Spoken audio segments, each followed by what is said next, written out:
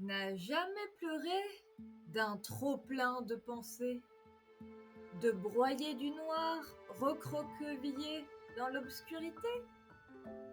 Moi, si, j'ai été submergée autant par mes émotions que mes pensées. Tout semble partir à volo et ne jamais revenir. Des pleurs, des soupirs. La tristesse si profonde qu'on s'y noie à chaque fois, luttant pour remonter dans un geste désespéré. La colère si brûlante qu'elle devient rage de détruire tout sur son passage, parce qu'elle touche le point vital, là où plus rien n'a d'importance, même pas sa propre existence. Tu tires, tu craques, tu frappes, ou les regrets, comme de magnifiques rencontres s'effaçant dans les méandres du temps, où les autres te montrent que tu n'es pas important. Malgré ton amour, ton cœur devient sourd à ses propres suppliques, car le silence est ta seule réponse au leur, ton unique réplique. Ah, les leurs de notre ego, s'ils n'étaient pas parfois idiots, je lui ferais plus de cadeaux. Voilà un euphémisme presque emphatique, devenant presque sympathique. Mais mettre en boîte ses pensées, quelle drôle d'idée! Imagine que tes pensées sont des boules de ficelle noire tirées de ton esprit. Sans être infinies pour l'histoire, c'est plus joli. Des pelotes de pensées à trier. Oui, mais comment? Et pourquoi le faire, puisque je ne cesse jamais d'en générer? Les humains aiment tout mettre en boîte, dans des cases. Et toi, tu en rajoutes une couche? Peu importe sa forme, sa couleur, sa texture. Son objectif? Faire partie d'une capsule temporelle ou faire plaisir à l'oncle Pantagruel en partageant une part intime de toi? De soi? Pourquoi? En faire un cadeau? Une boîte comme ça? Pas pour moi. Et pourquoi pas?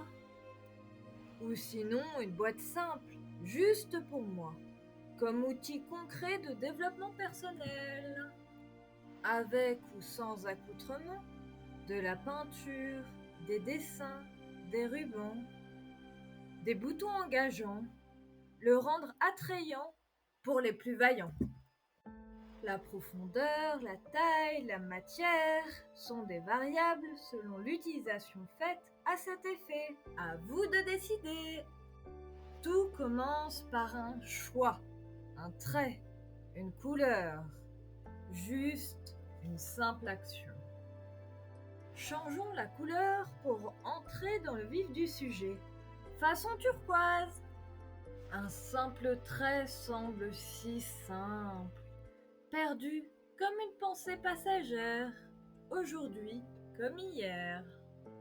Même en sortant de soi toutes ces pensées intempestives, ces tempêtes dans le chaos intérieur, ont elles aussi besoin de s'exprimer, de s'imprimer dans la matière comme des langages se tissant sur une feuille, un parchemin, pour enfin retrouver leur chemin. Pourtant, quand on s'y met vraiment, rien n'est évident. L'ennui supplée l'action, l'observation supplie l'éclairage de tes ravages, de tes illusions. Quel carnage, des traits, des couleurs dans un chaos sans mots. Tout cela pour essayer de traduire nos mots afin de les rendre beaux. Il est temps de tout ordonner, sans discontinuer. Utiliser les cases à bon escient, en étant conscient. Rouge, bleu, vert. De simples carrés pour ordonner mes pensées. Mais quelle idée! Le saboteur fait peur, car il est la clameur moqueuse, la haine creuse, l'égoïsme à son paroxysme. Derrière ces cris, ces besoins, nous le verrons plus loin.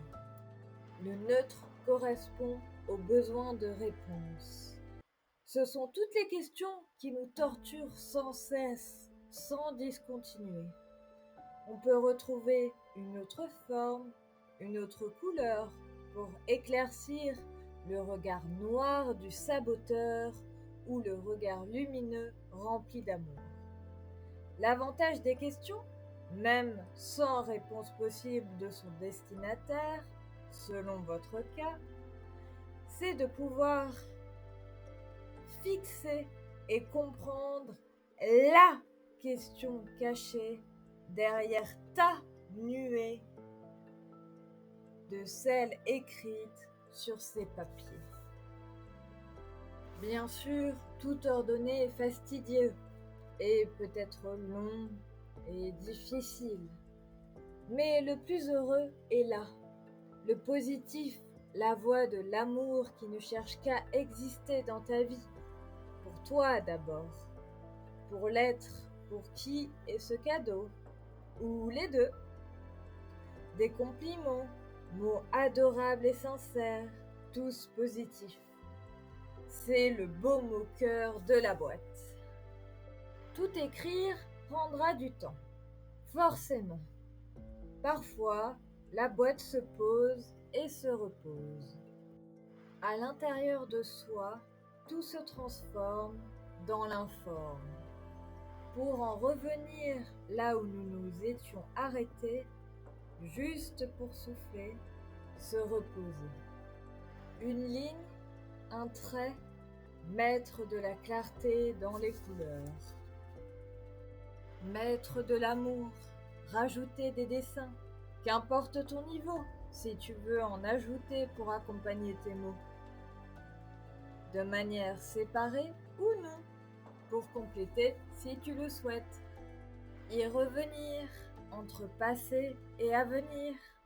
Tout faire au présent pour avancer maintenant. Peu importe si tout n'est pas parfait, l'important est de commencer.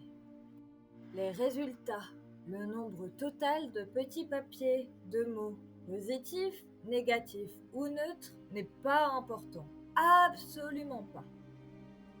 Le résultat, le vrai, est que tu te sentes mieux au présent.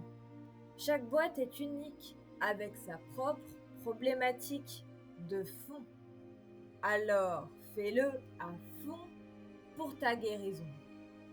J'en arrive à la conclusion, à son début, loin d'être un rébut.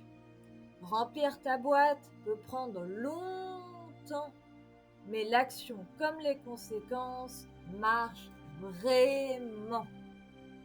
Alors, que ta boîte soit un outil de développement permanent ou le moyen de faire un deuil, d'avancer et de conscientiser ce qui te coince ou autre, que ta boîte soit en métal, en carton, faite maison, profite des bienfaits de ta guérison. Que ce cadeau soit offert, donné un jour, une nuit ou jamais. Qu'il soit sobre ou décoré, il va toucher celui pour qui il est, et par sa simplicité et la beauté d'un cœur ouvert, partagé. Enfin, le mental se recentre sur ce qui est important. Les émotions qui ont besoin d'être entendues sont mises en avant. Merci de m'avoir écouté jusqu'à maintenant.